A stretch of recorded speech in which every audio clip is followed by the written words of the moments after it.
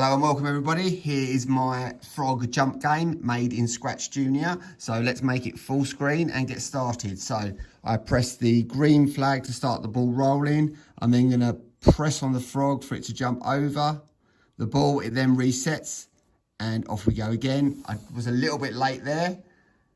So that's game over. So let's go back again, back to our original screen. Reset and full screen again.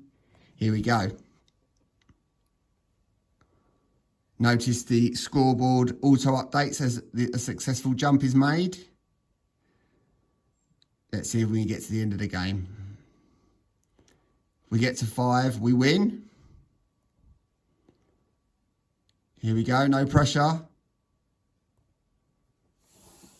Fantastic, and there you go. If you enjoyed watching this game and want to make your own, please click on the video on the screen that will appear shortly, and it will take you to a click-by-click, step-by-step video tutorial where I'll take you through exactly what you need to do to make your own.